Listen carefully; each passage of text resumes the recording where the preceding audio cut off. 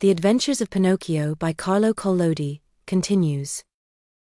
Chapter 20. Freed from prison, Pinocchio sets out to return to the fairy, but on the way he meets a serpent and later is caught in a trap. Fancy the happiness of Pinocchio on finding himself free. Without saying yes or no, he fled from the city and set out on the road that was to take him back to the house of the lovely fairy. It had rained for many days, and the road was so muddy that, at times, Pinocchio sank down almost to his knees. But he kept on bravely. Tormented by the wish to see his father and his fairy sister with azure hair, he raced like a greyhound. As he ran, he was splashed with mud, even up to his cap. "How unhappy I have been," he said to himself, "and yet I deserve everything, for I am certainly very stubborn and stupid. I will always have my own way. I won't listen to those who love me and who have more brains than I.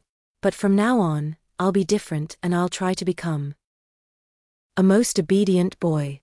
I have found out, beyond any doubt whatever, that disobedient boys are certainly far from happy, and that, in the long run, they always lose out. I wonder if father is waiting for me. Will I find him at the fairy's house? It is so long, poor man, since I have seen him, and I do so want his love and his kisses. And will the fairy ever forgive me for all I have done? She who has been so good to me and to whom I owe my life. Can there be a worse or more heartless boy than I am anywhere?" As he spoke, he stopped suddenly, frozen with terror. What was the matter?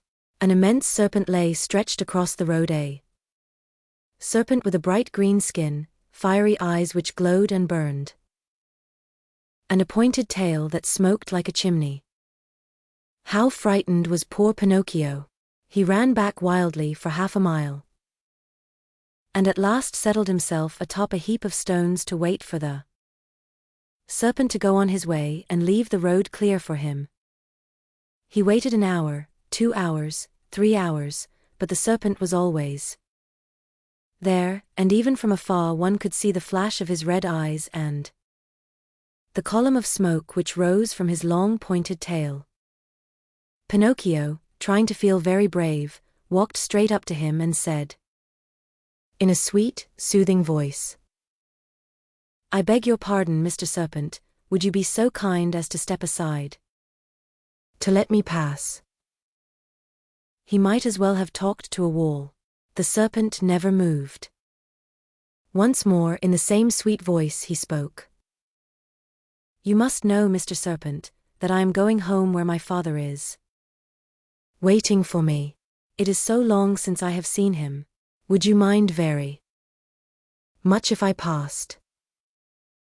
He waited for some sign of an answer to his questions, but the answer did not come. On the contrary, the green serpent, who had seemed, until then, wide awake and full of life, became suddenly very quiet and still. His eyes closed and his tail stopped smoking. "Is he dead, I wonder?" said Pinocchio, rubbing his hands together. Happily, without a moment's hesitation, he started to step over him, but he had just raised one leg when the serpent shot up like a spring and the marionette fell head over heels backward. He fell so awkwardly that his head stuck in the mud, and there he stood with his legs straight up in the air. At the sight of the marionette kicking and squirming like a young whirlwind, the serpent laughed so heartily and so long that at last he burst an artery and died on the spot. Pinocchio freed himself from his awkward position and once more began to run in order to reach the fairy's house before dark. As he went, the pangs of hunger grew so strong that, unable to withstand them, he jumped into a field to pick a few grapes that tempted him. Woe to him! No sooner had he reached the grapevine than crack went his legs. The poor marionette was caught in a trap set there by a farmer for some weasels which came every night to steal his chickens. Chapter 21. Pinocchio is caught by a farmer, who uses him as a watchdog for his chicken coop. Pinocchio, as you may well imagine, began to scream and weep and beg. But all was of no use, for no houses were to be seen and not a soul passed by on the road. Night came on. A little because of the sharp pain in his legs, a little because of fright at finding himself alone in the darkness of the field, the marionette was about to faint, when he saw a tiny glowworm flickering by. He called to her and said, "Dear little glowworm, will you set me free?" "Poor little fellow," replied the glowworm, stopping to look at him with pity. "How came you to be caught in this trap?" "I stepped into this lonely field to take a few grapes and—" "Are the grapes yours?" "No." "Who has taught you to take things that do not belong to you?" "I was hungry." "Hunger, my boy, is no reason for taking something which belongs to another." It's true," cried Pinocchio in tears. "I won't do it again." Just then, the conversation was interrupted by approaching footsteps. It was the owner of the field, who was coming on tiptoes to see if, by chance, he had caught the weasels which had been eating his chickens. Great was his surprise when, on holding up his lantern, he saw that, instead of a weasel, he had caught a boy. "Ah, you little thief," said the farmer in an angry voice. "So you are the one who steals my chickens."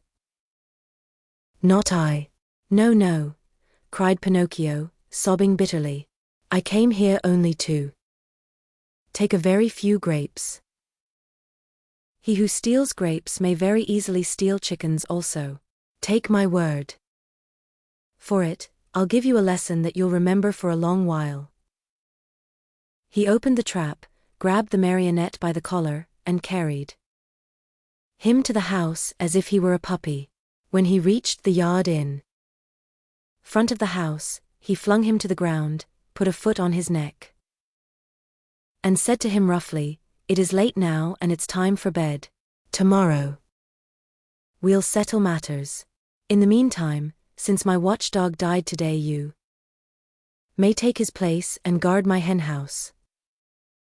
No sooner said than done. He slipped a dog collar around Pinocchio's neck and tightened it so that it would not come off. A long iron chain was tied to the collar. The other end of the chain was nailed to the wall. "If tonight it should happen to rain," said the farmer, "you can sleep in that little doghouse nearby, where you will find plenty of straw for a soft bed. It has been Melampo's bed for 3 years, and it will be good enough for you. And if by any chance, any thieves should come, be sure to bark." After this last warning, the farmer went into the house and closed the door and barred it. Poor Pinocchio huddled close to the doghouse, more dead than alive from cold, hunger, and fright.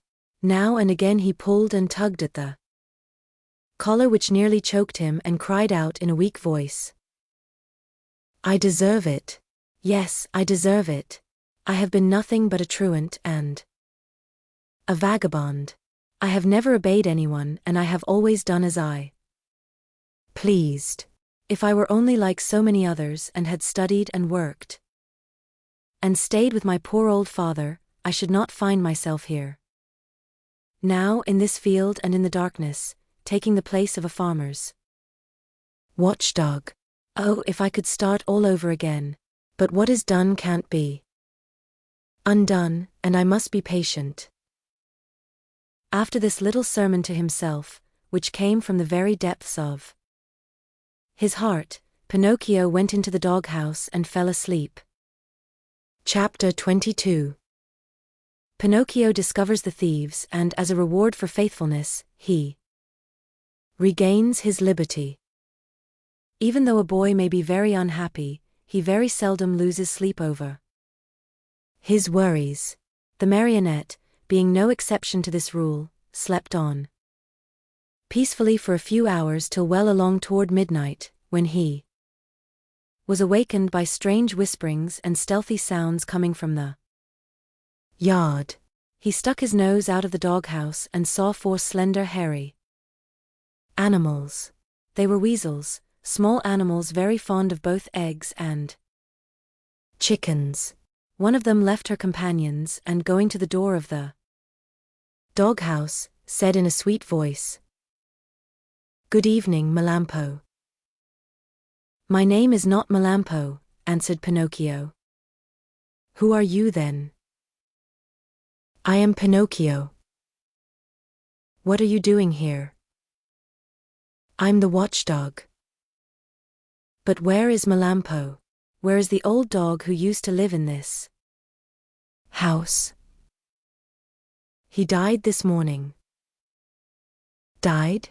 Poor beast. He was so good. Still, judging by your face, I think you too are a good-natured dog." "I beg your pardon, I am not a dog." "What are you then?" "I am a marionette." "Are you taking the place of the watchdog?" "I'm sorry to say that I am. I'm being punished."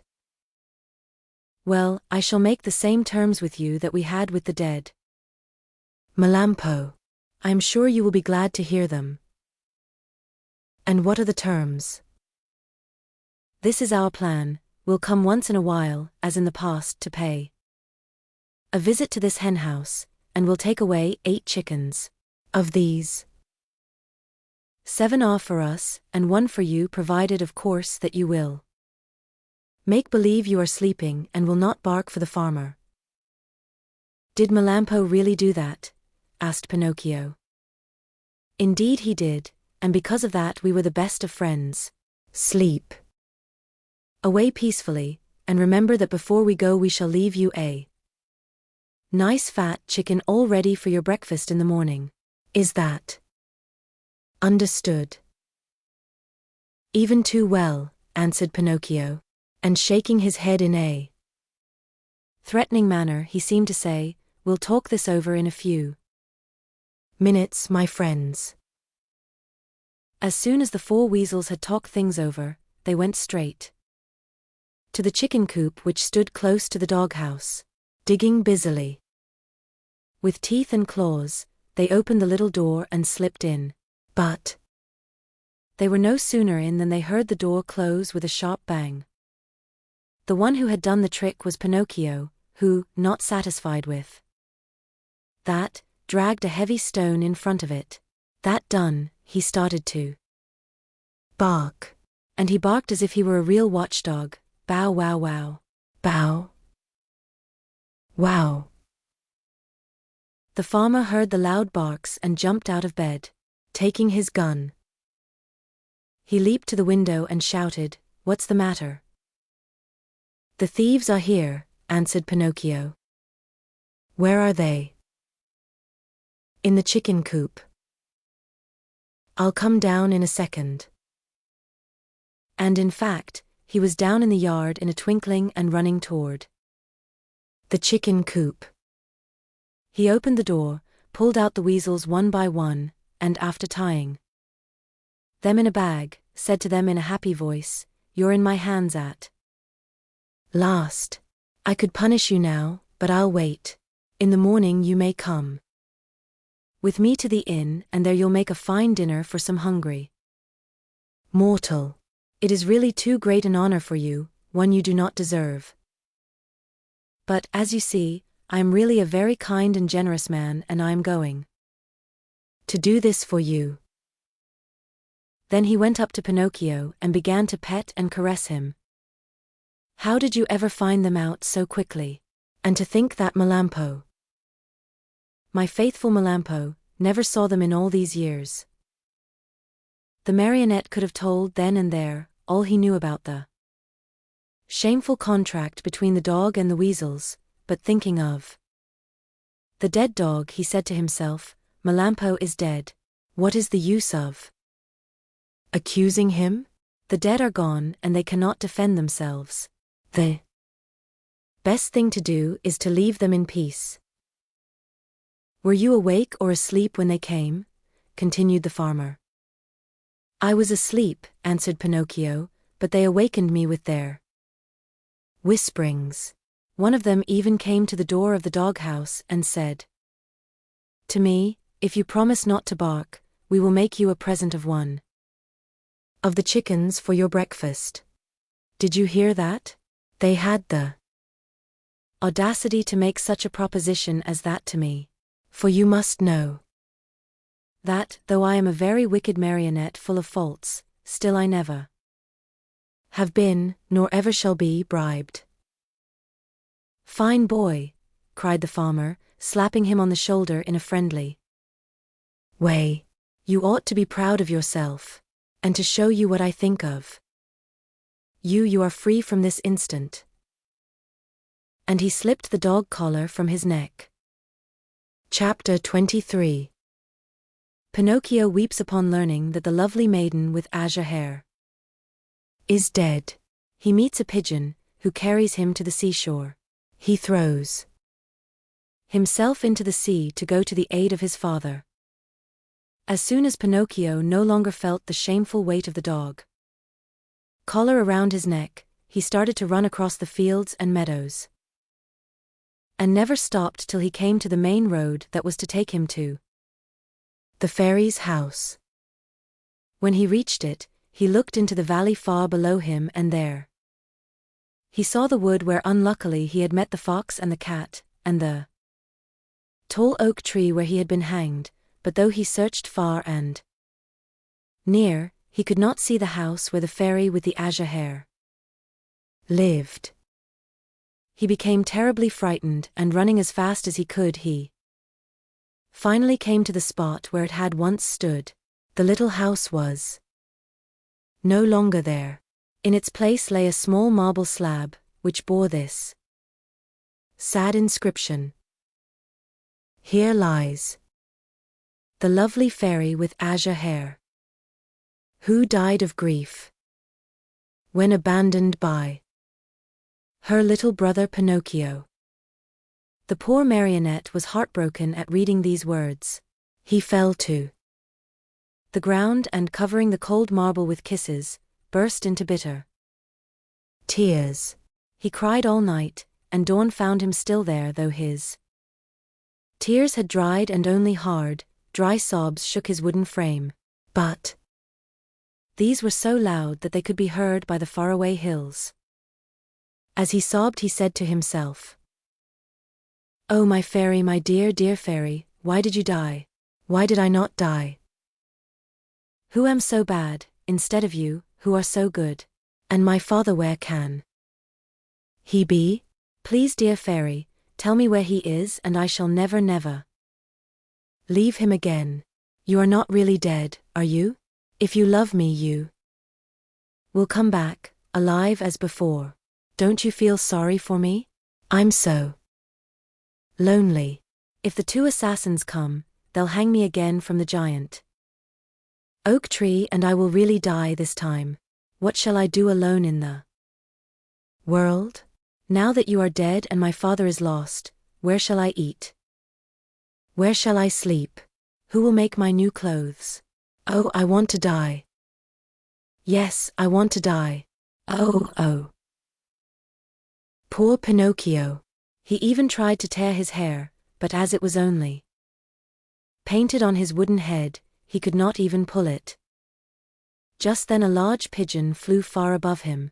Seeing the marionette, he cried to him, Tell me, little boy, what are you doing there? Can't you see? I'm crying, cried Pinocchio, lifting his head toward the voice and rubbing his eyes with his sleeve. Tell me, asked the pigeon, do you by chance know of a marionette? Pinocchio by name. Pinocchio. Did you say Pinocchio? Replied the marionette, jumping to his feet. "Why, I am Pinocchio." At this answer, the pigeon flew swiftly down to the earth. He was much larger than a turkey. "Then you know Geppetto also?"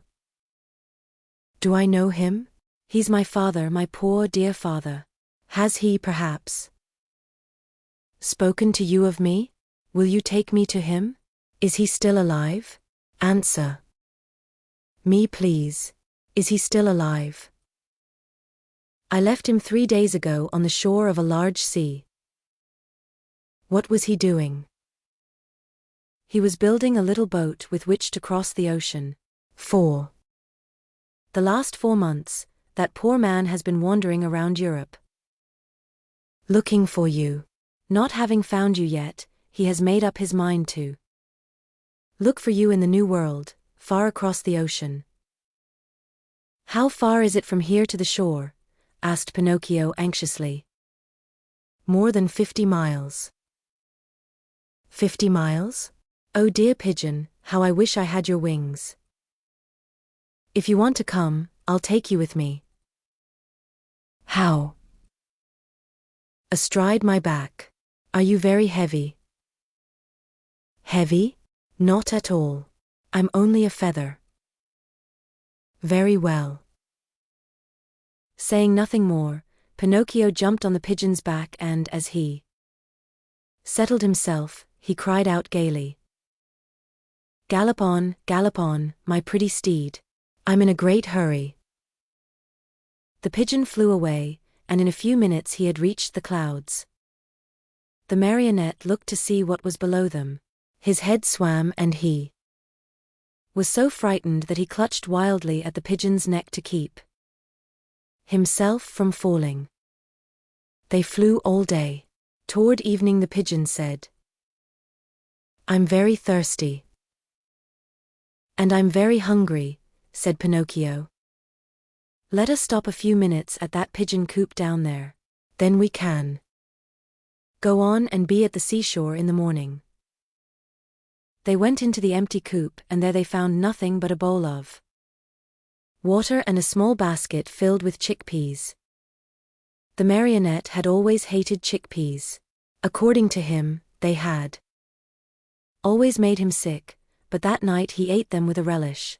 As he finished them, he turned to the pigeon and said, "I never should have thought that chickpeas could be so good." "You must remember, my boy," answered the pigeon, "that hunger is the best sauce." After resting a few minutes longer, they set out again. The next morning, they were at the seashore. Pinocchio jumped off the pigeon's back, and the pigeon, not wanting any thanks for a kind deed, flew away swiftly and disappeared. The shore was full of people, shrieking and tearing their hair as they looked toward the sea. "What has happened?" asked Pinocchio of a little old woman. "A poor old father lost his only son some time ago, and today he built a tiny boat for himself in order to go in search of him across the ocean. The water is very rough and we're afraid he will be drowned." "Where is the little boat?" "There. Straight down there," answered the little old woman, pointing to a tiny shadow, no bigger than a nutshell, floating on the sea. Pinocchio looked closely for a few minutes and then gave a sharp cry. "It's my father! It's my father!" Meanwhile, the little boat, tossed about by the angry waters, appeared and disappeared in the waves.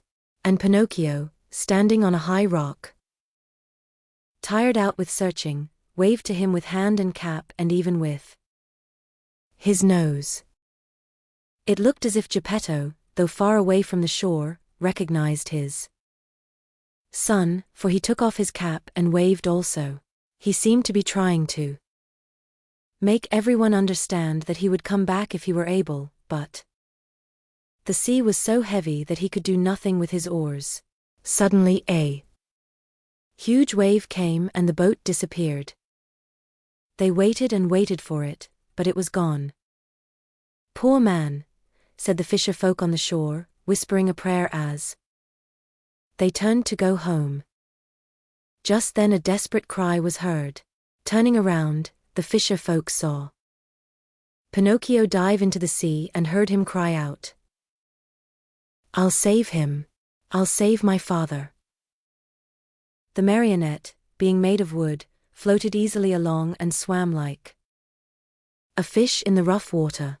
Now and again he disappeared only to reappear once more. In a twinkling, he was far away from land. At last he was completely lost to view. "Poor boy," cried the fisher folk on the shore, and again they mumbled a few prayers as they returned home. Chapter 24. Pinocchio reaches the island of the busy bees and finds the fairy once more. Pinocchio, spurred on by the hope of finding his father and of being in time to save him, swam all night long. And what a horrible night it was! It poured rain, it hailed, it thundered, and the lightning was so bright that it turned the night into day. At dawn he saw, not far away from him, a long stretch of sand. It was an island in the middle of the sea. Pinocchio tried his best to get there, but he couldn't. The waves played with him and tossed him about as if he were a twig or a bit of straw. At last, and luckily for him, a tremendous wave tossed him to the very spot where he wanted to be. The blow from the wave was so strong that, as he fell to the ground, his joints cracked and almost broke. But nothing daunted, he jumped to his feet and cried, "Once more I have escaped with my life." Little by little the sky cleared. The sun came out in full splendor and the sea became as calm as a lake. Then the marionette took off his clothes and laid them on the sand to dry. He looked over the waters to see whether he might catch sight of a boat with a little man in it. He searched and he searched, but he saw nothing except sea and sky and far away a few sails, so small that they might have been birds. "If only I knew the name of this island," he said to himself. "If I even knew what kind of people I would find here. But whom shall I ask? There is no one here." The idea of finding himself in so lonesome a spot made him so sad that he was about to cry, but just then he saw a big fish swimming nearby, with his head far out of the water. Not knowing what to call him, the marionette said to him, "Hey there, Mr. Fish, may I have a word with you?" "Even two, if you want," answered the fish, who happened to be a very polite dolphin.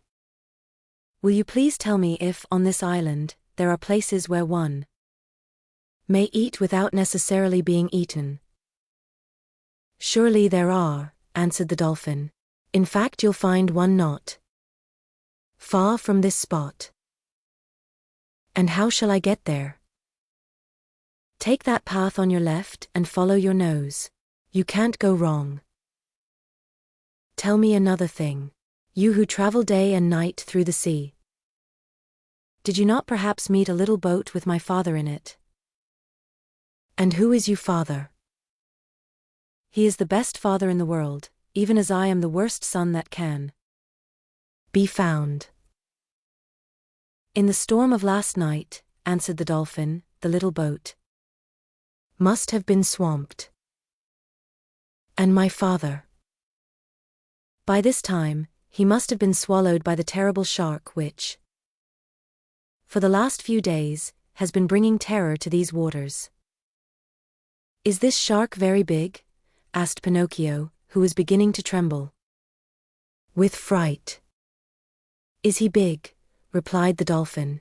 "Just to give you an idea of his size, let me tell you that he is larger than a 5-story building and that he has a mouth so big and so deep that a whole train and engine could easily get into it." "Mother mine," cried the marionette, scared to death, and dressing himself as fast as he could, he turned to the dolphin and said, "Farewell, Mr. Fish. Pardon the bother, and many thanks for your kindness." This said, he took the path at so swift a gait that he seemed to fly. And at every small sound he heard, he turned in fear to see whether the terrible shark, 5 stories high and with a train in his mouth, was following him. After walking a half hour, he came to a small country called the Land of the Busy Bees. The streets were filled with people running to and fro about their tasks. Everyone worked, everyone had something to do. Even if one were to search with a lantern, not one idle man or one tramp could have been found. "I understand," said Pinocchio at once wearily, "this is no place for me. I was not born for work." But in the meantime, he began to feel hungry, for it was 24 hours since he had eaten. What was to be done? There were only 2 means left to him in order to get a bite to eat. He had either to work or to beg. He was ashamed to beg, because his father had always preached to him that begging should be done only by the sick or the old. He had said that the real poor in this world, deserving of our pity and help, were only those who, either through age or sickness, had lost the means of earning their bread with their own hands. All others should work, and if they didn't, and went hungry, so much the worse for them. Just then a man passed by, worn out and wet with perspiration, pulling with difficulty 2 heavy carts filled with coal. Pinocchio looked at him and, judging him by his looks to be a kind man, said to him with eyes downcast in shame, "Will you be so good as to give me a penny, for I am faint with hunger?" "Not only 1 penny," answered the coal man, "I'll give you 4 if you will help me pull these 2 wagons." "I am surprised," answered the marionette, very much offended. "I wish you to know that I never have been a donkey, nor have I ever pulled a wagon." "So much the better for you," answered the coal man. "Then, my boy, if you are really faint with hunger, eat 2 slices of your pride, and I hope they don't give you indigestion." A few minutes after, a bricklayer passed by, carrying a pail full of plaster on his shoulder. "Good man, will you be kind enough to give a penny to a poor boy who is yawning from hunger?" "Gladly," answered the bricklayer. "Come with me and carry some plaster. And instead of 1 penny, I'll give you 5. "But the plaster is heavy," answered Pinocchio, "and the work too hard for me." "If the work is too hard for you, my boy, enjoy your yawns and may they bring you luck." In less than a half hour, at least 20 people passed, and Pinocchio begged of each one, but they all answered, "Aren't you ashamed? Instead of being a beggar in the streets, why don't you look for work and earn your own bread?" Finally a little woman went by carrying 2 water jugs. "Good woman, will you allow me to have a drink from one of your jugs?" asked Pinocchio, who was burning up with thirst. "With pleasure, my boy," she answered, setting the 2 jugs on the ground before him. When Pinocchio had had his fill, he grumbled, as he wiped his mouth, "My thirst is gone. If I could only as easily get rid of my hunger." On hearing these words, the good little woman immediately said, "If you help me to carry these jugs home, I'll give you a slice of bread." Pinocchio looked at the jug and said neither yes nor no. "And with the bread, I'll give you a nice dish of cauliflower with white sauce on it." Pinocchio gave the jug another look and said neither yes nor no. "And after the cauliflower, some cake and jam." At this last bribery, Pinocchio could no longer resist and said firmly, "Very well. I'll take the jug home for you." The jug was very heavy, and the marionette, not being strong enough to carry it with his hands, had to put it on his head. When they arrived home, the little woman made Pinocchio sit down at a small table and placed before him the bread, the cauliflower, and the cake. Pinocchio did not eat, he devoured. His stomach seemed a bottomless pit. His hunger finally appeased, he raised his head to thank his kind benefactress.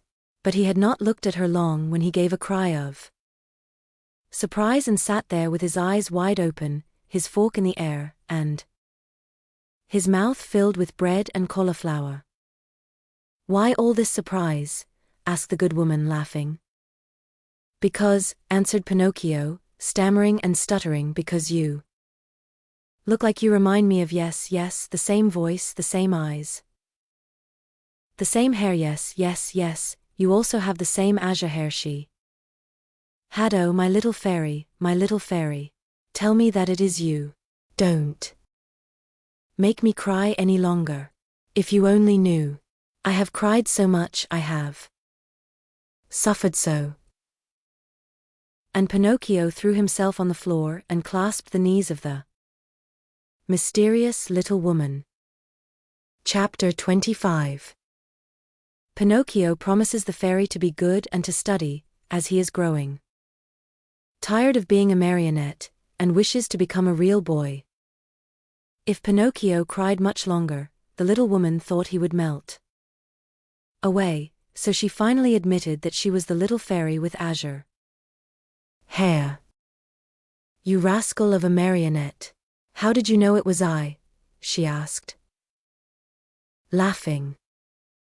"My love for you told me who you were. Do you remember? You left me when I was a little girl, and now you find me a grown woman. I am so old, I could almost be your mother. I am very glad of that, for then I can call you mother instead of sister. For a long time I have wanted a mother, just like other boys. But how did you grow so quickly? That's a secret. Tell it to me.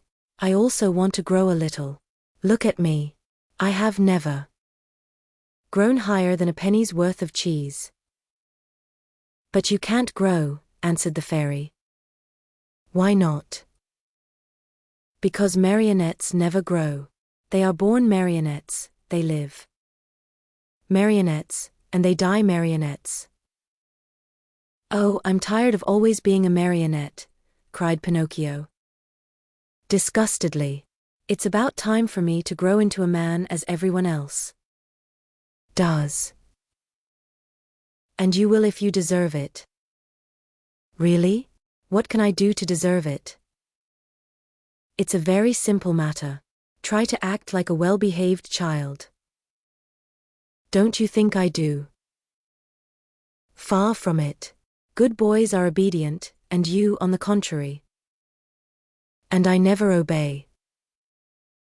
Good boys love study and work, but you and I, on the contrary, am a lazy fellow and a tramp all year round. Good boys always tell the truth. And I always tell lies. Good boys go gladly to school. And I get sick if I go to school. From now on I'll be different. Do you promise?" "I promise. I want to become a good boy and be a comfort to my father." "Where is my poor father now?" "I do not know." "Will I ever be lucky enough to find him and embrace him once more?" "I think so. Indeed, I am sure of it." At this answer, Pinocchio's happiness was very great.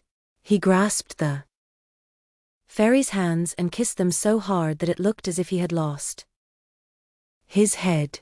Then lifting his face, he looked at her lovingly and asked, "Tell me, little mother, it isn't true that you are dead, is it?"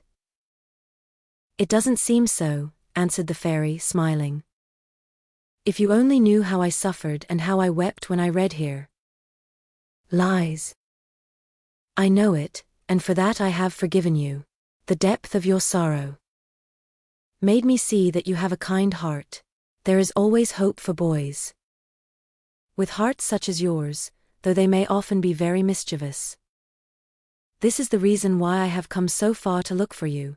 From now on, I'll be your own little mother. Oh, how lovely, cried Pinocchio, jumping with joy. You will obey me always and do as I wish. Gladly, very gladly, more than gladly. Beginning tomorrow, said the fairy, you'll go to school every day. Pinocchio's face fell a little. Then you will choose the trade you like best. Pinocchio became more serious. What are you mumbling to yourself? Asked the fairy. I was just saying, whined the marionette in a whisper, that it seems too late for me to go to school now. No, indeed. Remember, it is never too late to learn. But I don't want either trade or profession. Why? Because work wearies me.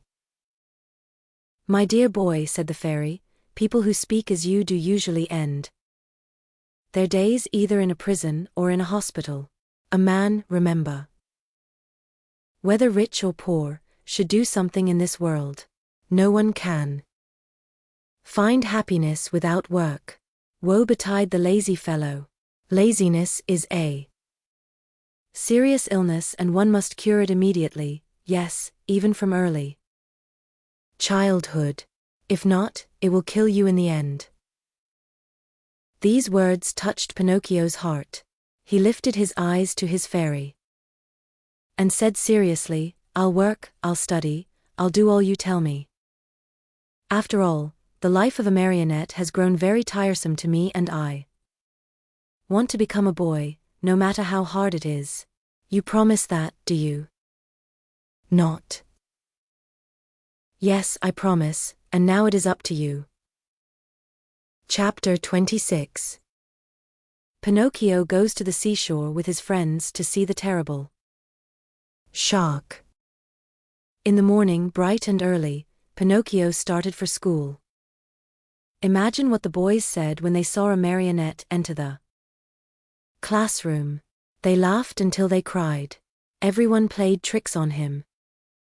One pulled his hat off, another tugged at his coat, a third tried to paint a mustache under his nose. One even attempted to tie strings to his feet and his hands to make him dance. For a while Pinocchio was very calm and quiet. Finally, however, he lost all patience and turning to his tormentors, he said to them threateningly, Careful, boys, I haven't come here to be made fun of. I'll respect you. And I want you to respect me. Hurrah for Dr. Know-all. You have spoken like a printed book, howled the boys, bursting with laughter. One of them, more impudent than the rest, put out his hand to pull the marionette's nose. But he was not quick enough, for Pinocchio stretched his leg under the table and kicked him hard on the shin. Oh, what hard feet, cried the boy, rubbing the spot where the marionette had kicked him. And what elbows! They are even harder than the feet, shouted another. One who, because of some other trick, had received a blow in the stomach. With that kick and that blow Pinocchio gained everybody's favor. Everyone admired him, danced attendance upon him, petted and caressed him. As the days passed into weeks, even the teacher praised him, for he saw him attentive, hard-working and wide awake, always the first to come in the morning, and the last to leave when school was over.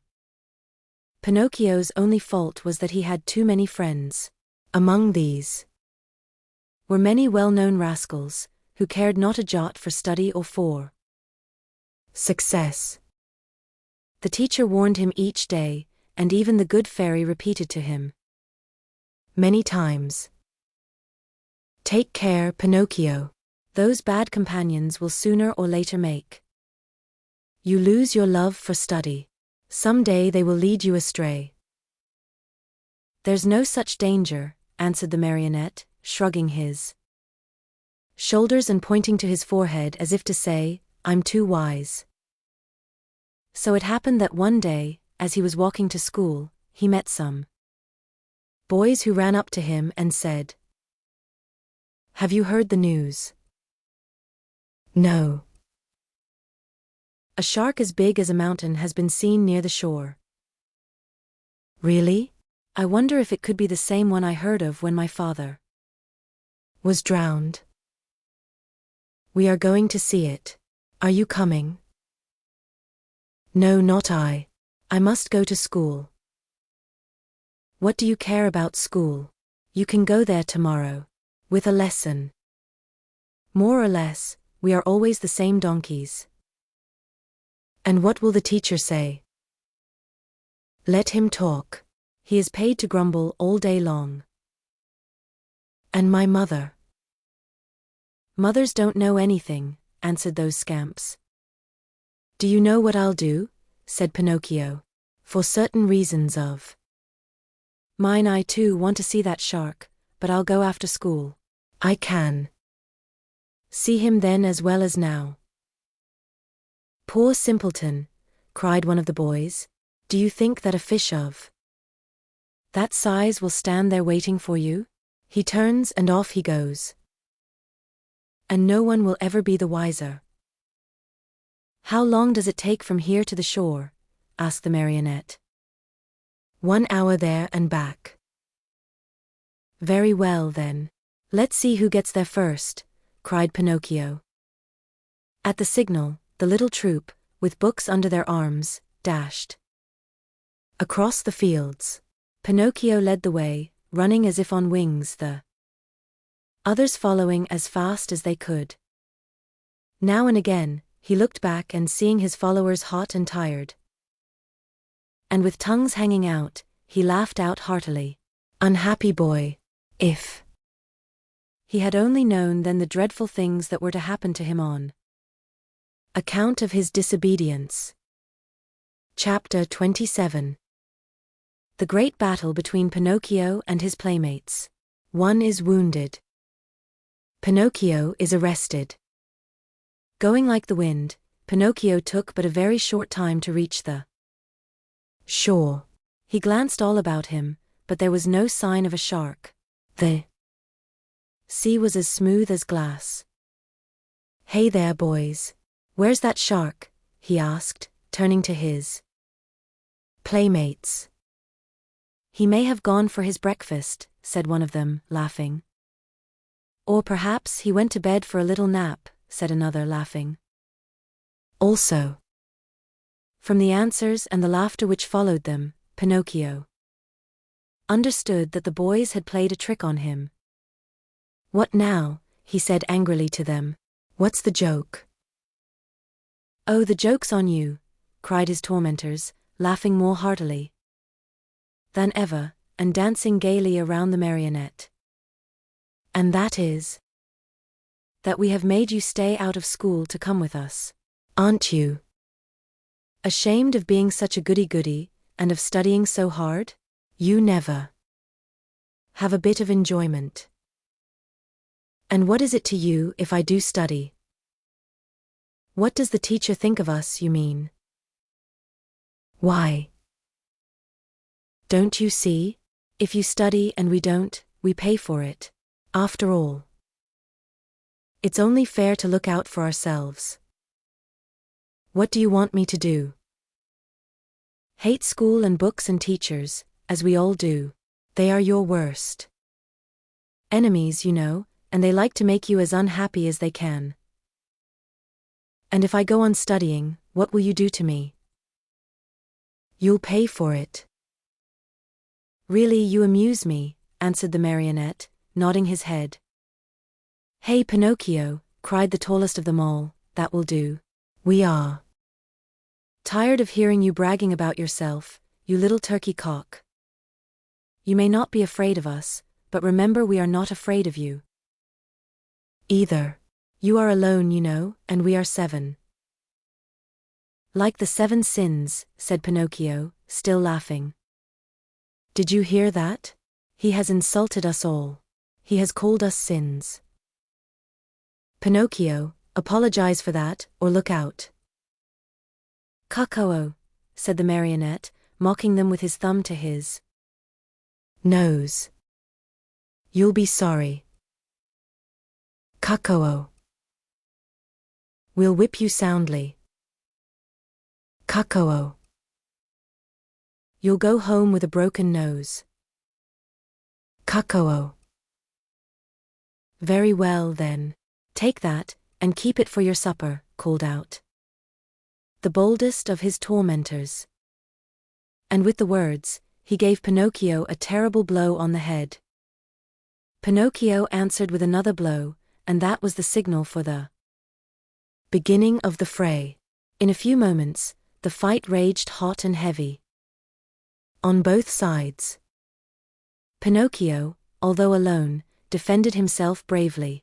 With those 2 wooden feet of his, he worked so fast that his opponents kept at a respectful distance.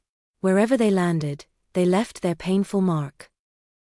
And the boys could only run away and howl, enraged at not being able to fight the marionette at close quarters. They started to throw all kinds of books at him: readers, geographies, histories, grammars flew in all directions. But Pinocchio was keen of eye and swift of movement, and the books only passed over his head, landed in the sea, and disappeared.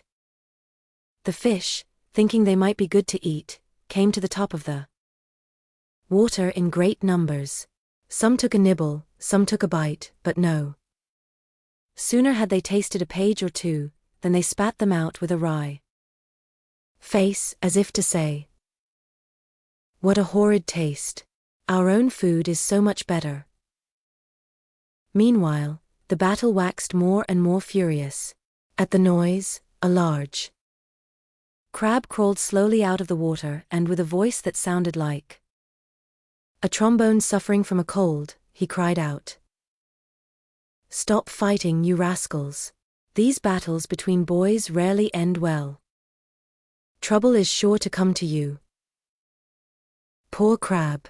He might as well have spoken to the wind. Instead of listening to his good advice, Pinocchio turned to him and said as roughly as he knew how, "Keep quiet, ugly gab. It would be better for you to chew a few cough drops to get rid of that cold you have. Go to bed and sleep. You will feel better in the morning." In the meantime, the boys, having used all their books, looked around for new ammunition. Seeing Pinocchio's bundle lying idle nearby, they somehow managed to get hold of it. One of the books was a very large volume, an arithmetic text, heavily bound in leather. It was Pinocchio's pride. Among all his books he liked that one the best. Thinking it would make a fine missile, one of the boys took hold of it and threw it with all his strength at Pinocchio's head. But instead of hitting the marionette, the book struck one of the other boys who, as pale as a ghost, cried out faintly, "Oh mother, help! I'm dying," and fell senseless to the ground. At the sight of that pale little corpse, the boys were so frightened that they turned tail and ran. In a few moments, all had disappeared. All except Pinocchio.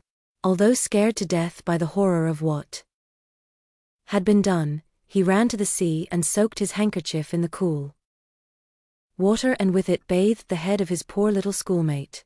Sobbing bitterly, he called to him, saying, "Eugene, my poor Eugene, open your eyes and look at me. Why don't you answer?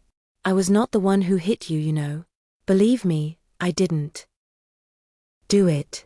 Open your eyes, Eugene. If you keep them shut, I'll die too. Oh dear me, how shall I ever go home now? How shall I ever look at my little mother again? What will happen to me? Where shall I go? Where shall I hide? Oh, how much better it would have been, 1,000 times better, if only I had gone to school. Why did I listen to those boys? They always were a bad influence. And to think that the teacher had told me and my mother too, beware of bad company. That's what she said. But I'm stubborn and proud. I listen, but always I do as I wish. And then I pay. I've never had a moment's peace since I've been born. Oh dear, what will become of me? What will become of me? Pinocchio went on crying and moaning and beating his head. Again and again he called to his little friend, when suddenly he heard heavy steps approaching. He looked up and saw 2 tall carabiners near him. What are you doing stretched out on the ground? They asked Pinocchio. I'm helping this schoolfellow of mine. Has he fainted? I should say so, said one of the carabiners, bending to look at Eugene. This boy has been wounded on the temple. Who has hurt him? Not I, stammered the marionette, who had hardly a breath left in his whole body. If it wasn't you, who was it then? Not I, repeated Pinocchio. And with what was he wounded? With this book, and the marionette picked up the arithmetic text to show it to the officer. And whose book is this? Mine. Enough. Not another word. Get up as quickly as you can and come along with us. But I. Come with us. But I am innocent. Come with us. Before starting out, the officers called out to several fishermen passing by in a boat and said to them, take care of this little fellow who has been hurt. Take him home and bind his wounds. Tomorrow we'll come after him. They then took hold of Pinocchio and putting him between them said to him in a rough voice, march, and go quickly, or it will be the worse for you. They did not have to repeat their words. The marionette walked swiftly along the road to the village, but the poor fellow hardly knew what he was about. He thought he had a nightmare. He felt ill. His eyes saw everything double, his legs trembled, his tongue was dry, and try as he might, he could not utter a single word. Yet, in spite of this numbness of feeling, he suffered keenly at the thought of passing under the windows of his good little fairy's house. What would she say on seeing him between 2 carabiners? They had just reached the village, when a sudden gust of wind blew off Pinocchio's cap and made it go sailing far down the street. Would you allow me, the marionette asked the carabiners, to run after my cap? Very well, go, but hurry. The marionette went, picked up his cap, but instead of putting it on his head, he stuck it between his teeth and then raced toward the sea. He went like a bullet out of a gun. The carabiners, judging that it would be very difficult to catch him, sent a large mastiff after him, one that had won first prize in all the dog races. Pinocchio ran fast and the dog ran faster. At so much noise, the people hung out of the windows or gathered in the street, anxious to see the end of the contest. But they were disappointed, for the dog and Pinocchio raised so much dust on the road that, after a few moments, it was impossible to see them. Chapter 28. Pinocchio runs the danger of being fried in a pan like a fish. During that wild chase, Pinocchio lived through a terrible moment when He almost gave himself up as lost. This was when Alidoro, that was the mastiff's name, in a frenzy of running, came so near that he was on the very point of reaching him. The marionette heard, close behind him, the labored breathing of the beast who was fast on his trail, and now and again even felt his hot breath blow over him. Luckily, by this time, he was very near the shore, and the sea was in sight, in fact, only a few short steps away. As soon as he set foot on the beach, Pinocchio gave a leap and fell into the water. Alidoro tried to stop, but as he was running very fast, he couldn't, and he too landed far out in the sea. Strange though it may seem, the dog could not swim. He beat the water with his paws to hold himself up, but the harder he tried, the deeper he sank. As he stuck his head out once more, the poor fellow's eyes were bulging and he barked out wildly, "I drown! I drown!" "Drown," answered Pinocchio from afar, happy at his escape. "Help, Pinocchio, dear little Pinocchio! Save me from death!"